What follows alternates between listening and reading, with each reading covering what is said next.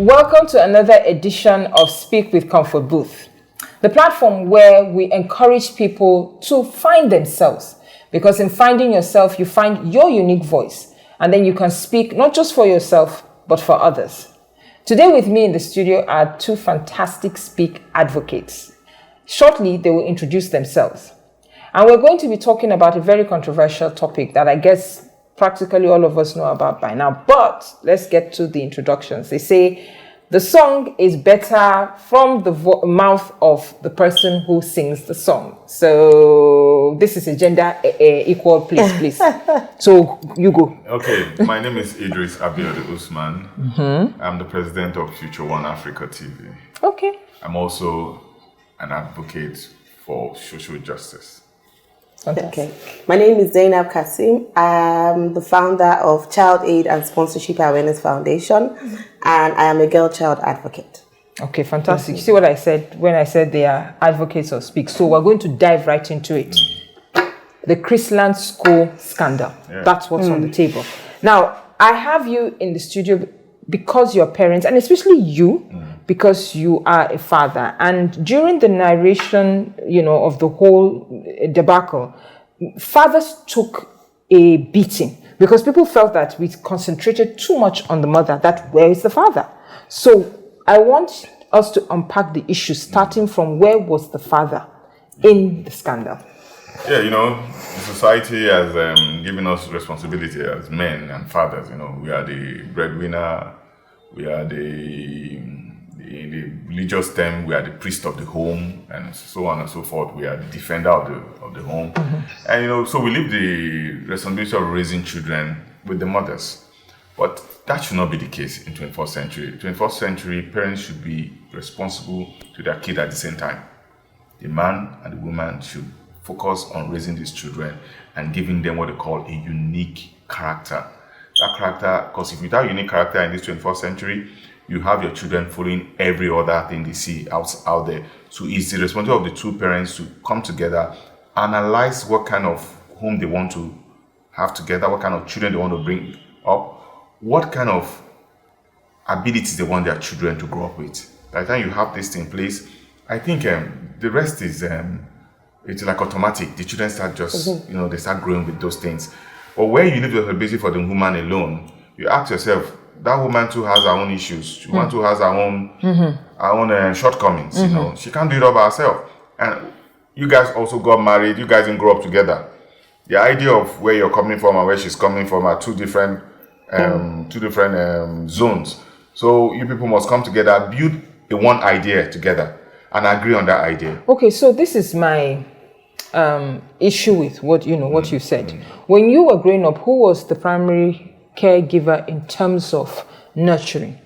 Yeah, because you said that society has already and nature, I don't think just society, giving the man the role of provider, protector, and priest of his house. Okay, so do you want to go or do you want to answer that in terms of the role of the man and the mother? Let me ask you here. Now, you see, there are instances where a child loses one parent. For me, parenting shouldn't fall on any responsibility, shouldn't fall on one party. Okay. For instance, if there's no father in the picture, would you try to blame an invincible father? No. Okay. Every parent is responsible for the upbringing of the child, and you share equal responsibilities in terms of nurturing, monitoring, caring, giving up time, being present. There shouldn't be a gender. It shouldn't be said that, the father should do this and the mother should do that. No, because in the situation where one person isn't present, what happens? So we should have a system where if only a mother is raising this child, she's involved in all ramifications. If the father is, because I know single fathers. But I disagree with you. But it's fine. Okay. I know single fathers who raise their daughters perfectly well. Yes. And I know single mothers who do the same thing. So it shouldn't be, because the father isn't there, the child is turning out. No, father can do a good job in raising their daughters. Yes, but no. What I'm saying is, in the situation where one person is not present, whether voluntarily, whether by divorce, what happens? That's why so we should have a system. Do it together. What if the person doesn't exist? Time out is what I'm saying. let's go now to what happened at Christland. We're going to come back to this because I even have a totally different view. Yeah. Okay, now let's go back to what happened in Christland. Yeah. Christland school scandal exposed two major things: that we are in an age where we are allowing technology to become a monster, not just for us but for the children, and that these children, I don't know whether it's what they're eating, are faster, smarter, quicker, everything than us. I still find it hard to believe that the girl is 10. I would say she's 13, 14. I couldn't believe it. Now, let's go back to what happened. Unpack the issue with what you saw if you saw the video. If you didn't see the video and you heard what the video contained, let's unpack the issues there. First of all, technology, the age we are now, we are in the 5G generation. These children, I call them digital speed. They think very fast. They analyze very fast. Their knowledge, the way they sink in knowledge and the way they process it very fast. That girl will probably be 10 years, yes. Possibly. Technology, yes. We are all sounding as if these things are just happening. This has been happening even in our time. My point. When we're in secondary what's your primary point? school, That when we're in because primary it school, was happening, then why are you smiling? No, I'm serious. That was a serious issue. Yes, but why We're make it seem smiling like because it's just not just happening? No. People are just making it look as if at age 7, I knew the things that my 7-year-olds were doing, and it's just because we did not have, digital space at that time. Okay, so it goes back to what we're talking about, which is parenting. So maybe we shouldn't just say parenting in the 21st century. Now, children learn by what they see and hear their parents doing. And that was probably, not necessarily. Sometimes they pick things from outside. Not necessarily. I want to not necessarily. Let's take the position of the common man. Okay. A man that lives in one room. Okay. He has 4 children. Angle. Himself and his wife are always doing it together in that room. They don't have a choice. About these children. These children sometimes wake up in the night, look at mommy and daddy doing something, and they sleep back. Exactly, that's what I'm saying. So they know this thing. They know what, that's what I'm saying. Now, so what we're talking about is children practicalizing this thing. Now, that's where parenting comes in. Parenting. And which is where we are now going to have to come in. That we have shied away too long on talking to these children about what is natural. Yes. You see, this is natural. Their hormones are natural. Their These things will actions will be happen. natural and all. But the problem with us parents is that we sexualize it because we have the knowledge of the enjoyment, the something of it, or we are guilty from that perspective. We now go into talking to them with that in mind, and so you pick their curiosity. They're really curious. You're afraid of talking to them because you think if You're you really talk to them, curious. It's like, so they want to know more, they want to find out. Yes, but why? It's because of how we relay the message. So this is what I'm saying. When the first issue I had with my mom was that my mom wanted me to teach my daughter to call her vagina masa. Masa is food in because it was going to be used as an euphemism. You can't say it. And I said to her, no. I said, what's wrong with her? If you're going to teach her that her ear is ear, eye, nose, and whatever, why won't you tell her that this is? And then you now continue the conversation. While every other thing is external, this is yours, this is private, this is precious, this is for you. Nobody else is supposed to touch you with a straight face. But because you know how they would have said, I wonder what's thinking. So the child is curious. Okay, why is this one giggling? Why are you hiding? Why aren't you telling me? So that was the first thing. For me, I think is we need to desexualize sex. The natural thing. Yes. It's something that would happen. It's natural. Well, you don't think so? I disagree. Okay. You see, the issue of sex, if you go back to the time of creation, it's always been young people, children growing up, young adults will always be curious to know what is in that thing. Sometimes what we have to tell our children is that at this certain age, if you want to explore, you can hold them. Yeah, you can't stop them. This is the truth. At what age are you talking about? 18 above, you can. Really? You can start to experiment. Let me You tell you something. leave the ball open like that. I'll tell you this. Wait, Idris first. Please clarify for us. You said, at what age are you telling them that they can go ahead? From 18 above, they're free. Okay. No, as single. No, at least so they can make up their mind on what they want to experiment about now. This girl is 10. Let's now when you have your 10 years old child, my daughter will be 9 this year. Now calling my daughter and say, see these things, this thing. It's quite difficult for parents. Oh, it is. It's very difficult. But now, looking at my okay. daughter every morning, she's developing. I see her every day. I know, wow, she's developing, and I get afraid. I'm afraid. So I try to look for everything around. What are you afraid of? What I'm afraid is that I'm giving her the best education. I'm giving her the best coach. Okay. I'm coaching her the best. You can at home. Best I can. Yes. But when I'm looking at external factor, Okay. External. cousin, Yes. relative, School. brother, school, friends, you know. So my daughter comes home and says, "Look, oh dad, my friend just came back from Dubai. This was what happened in Dubai. Oh dad, so person this what happened in their house. Oh dad, this what happened, that what happened." And that means she's discussing. Yes. Okay. She's either learning or Internalizing. Okay, so it comes to the second point. Yeah. What is the communication between you and your children? Because you see, for Because me, if your child is able to come back and tell you what they are talking, it gives you opportunity to be able to dissect exactly. So as parents, Now, you must listen. as parents, you must Don't even judge. develop a relationship Don't from judge. an early age. Don't judge. Listen, yeah. Like my daughter, she'll be 8 this year, and from the age of 2, we started having conversations about her private. Yes, me too. Who is allowed to touch you? Me too. Yeah. Nobody's allowed to see you. Yes. And we built like from 2, like everybody thought I was crazy. No, but because of what I saw and what I tell people that it took the grace of God for me to be me now, because the things we were exposed to, things that could ruin our lives. Let me just say, and our parents didn't fail us. Because parenting, people keep saying, "Oh, bad parenting."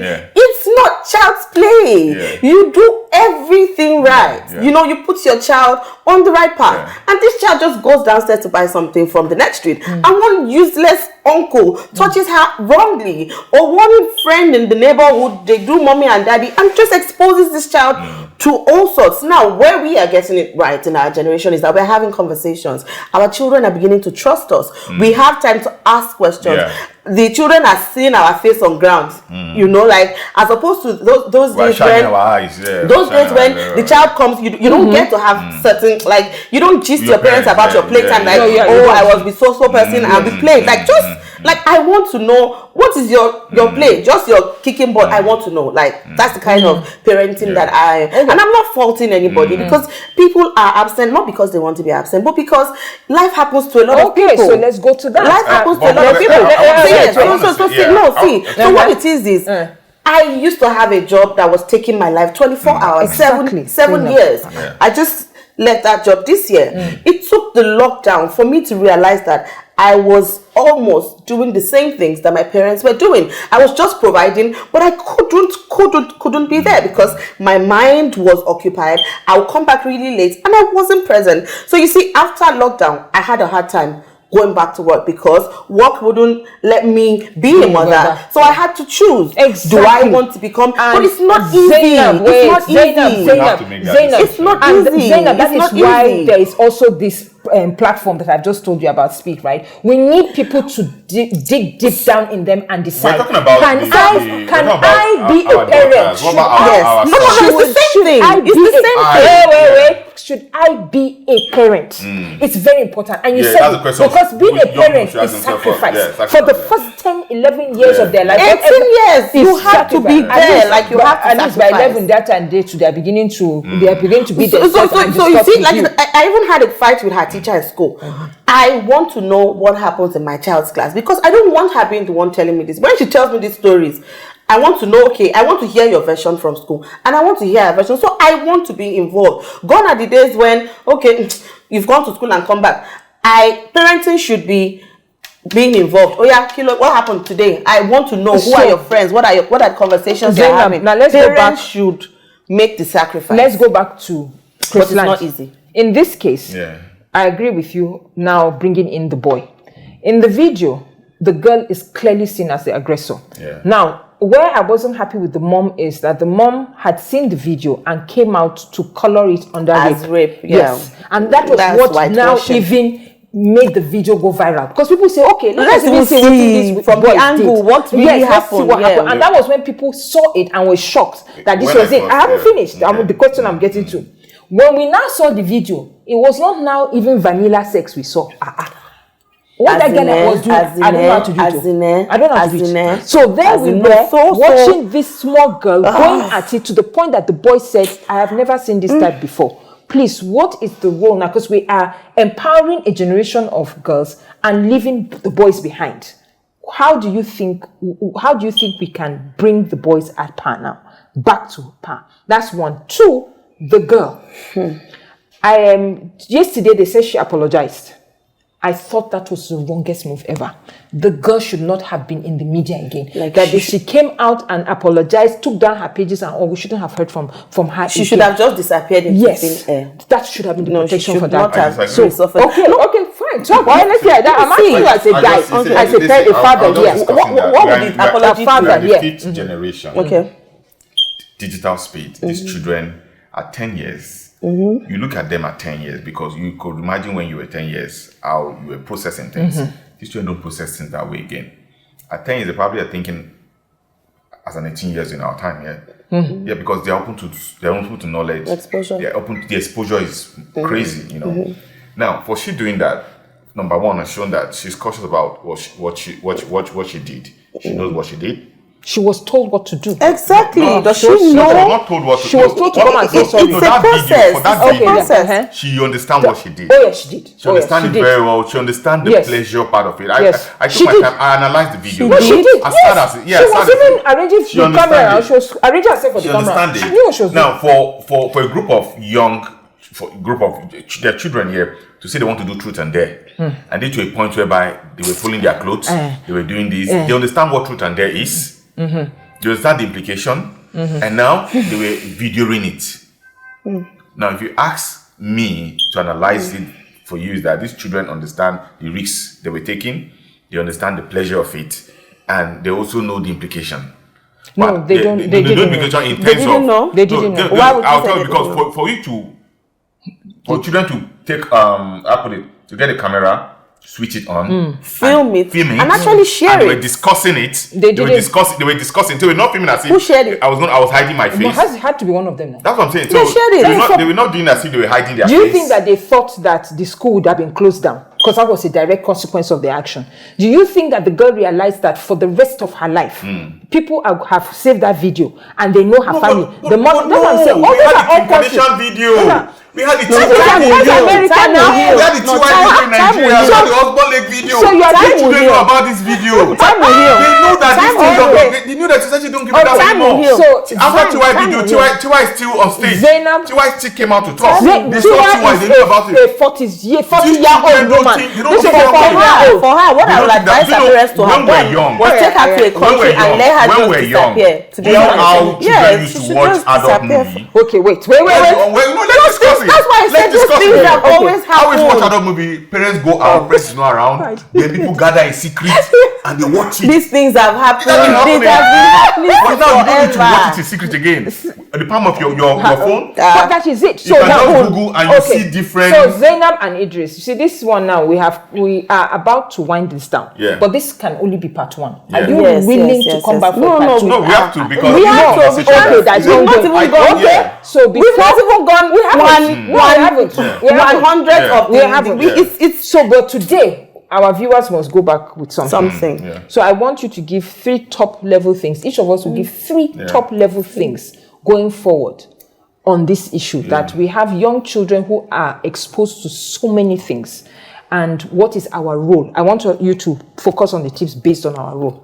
First of all, as parents, 21st century parents, it's very important that we become friends of our children. 2. It's very important again that we understand as our children are growing, we should be growing with them, understanding where and how they think. Okay. 3. The 3rd one is that in their school, we should not, like what she said here, we should not just leave it to school for the teachers. We should be involved in that school. And all other social spaces. Yes, social space, Your own. Thank you. Be very present. much. Okay. Be present as a parent. Be intentional. Very good. Be intentional and be ready to make sacrifices. It's not easy being a parent. It's not. I'm sorry, I'll add no one parent is responsible for the upbringing of a child. Okay. Whatever situation you find yourself in as a parent, whether or not there's a father, being a parent is a task. You take it up. Assume that my wife is not there. Assume that my husband is not there. I'm the only person. Let me do it right. When I go out, when the father is with her, please do it right by her. And these are my top 3. 1, I think that we exposed our children too soon to technology without giving them the rules and regulation for technology. And I think that's what has caused the problem. Yes, we just gave them phone, gave them internet without the protocol, how to behave, well, how to protect them and all. And that's why they were involved. Zainab, you will wait till season 2. I want to respond to that.